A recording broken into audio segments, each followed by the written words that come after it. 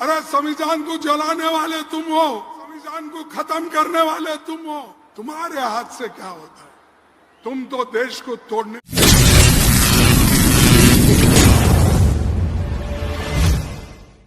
अरे संविधान को जलाने वाले तुम हो, संविधान को खत्म करने वाले तुम हो।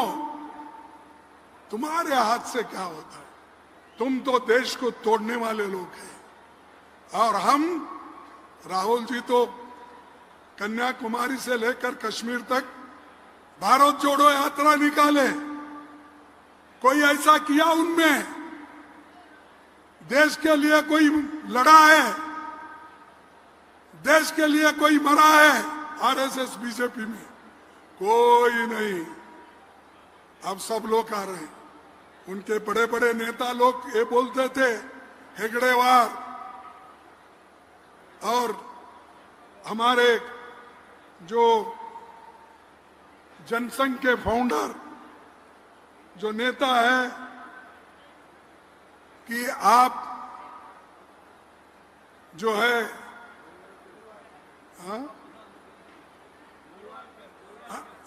नॉट गोलवालकर भाई, जनसंघ का श्यामा प्रसाद मुखर्जी, वो क्या कहते थे?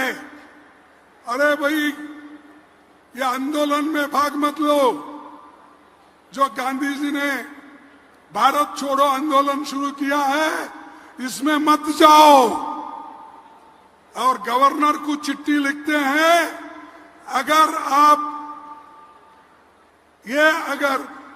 गांधी जी के मूवमेंट को अगर नहीं तोड़ेंगे तो बहुत बुरी हाल होगी।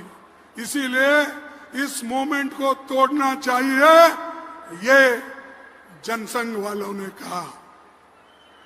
और यही बात आरएसएस ने कही। अरे हेगड़ेवार ने तो यह कहा, आरएसएस के मुख्य क्या कहा? उन्होंने ये कहा, अरे अपने बाल बच्चों को पोसने वाले कौन है? सरकारी नौकरी में जाओ, मिलिट्री में जाओ, टीचर्स बनो, ये सब बनो कहने वाले लोग आरएसएस के थे।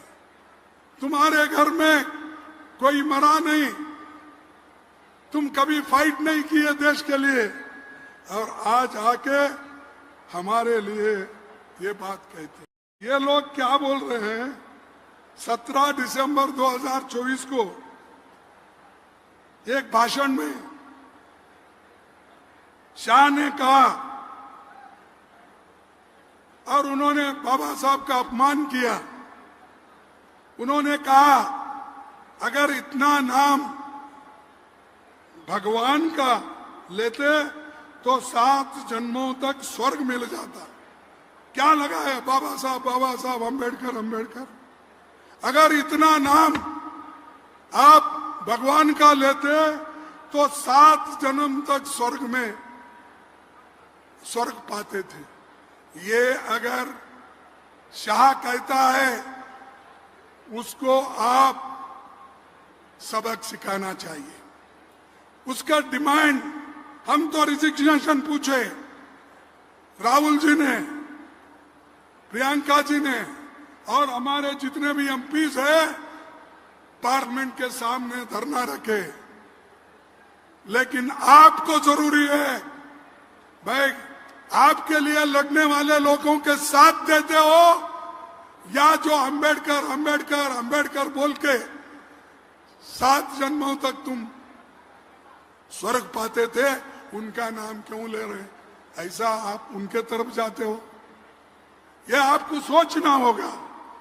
तो हमारी ये मांग थी, आज भी मांग है कि गृह मंत्री अमित शाह, उन्होंने जो ये आपत्तिजनक अपमानजनक भाषण किया, उसको क्षमा मांगना चाहिए।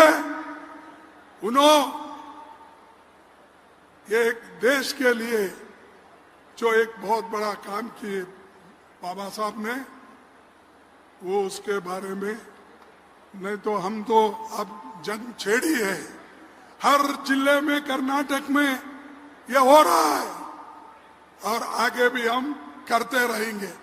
हम डरने वाले नहीं हैं। हम ऐसे बहुत से शाह को देखे हैं, मोदी को देखे।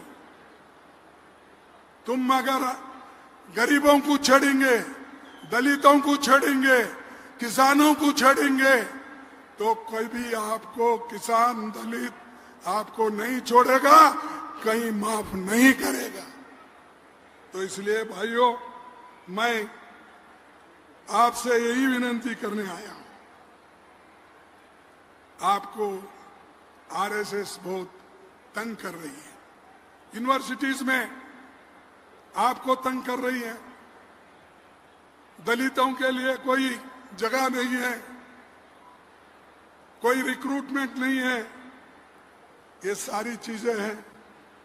और